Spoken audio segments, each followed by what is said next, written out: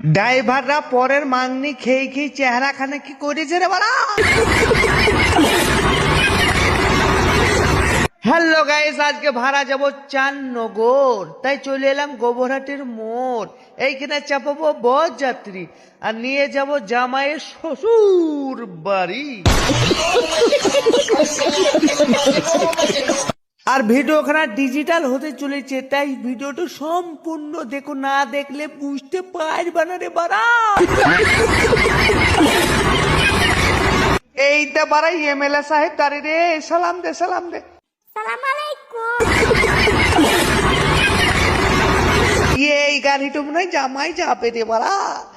একবার ড্রাইভার কি করছে, তাকে খিচমিচি দেখে সেখানে ভোজ দিচ্ছে রে বাড়াইয়া।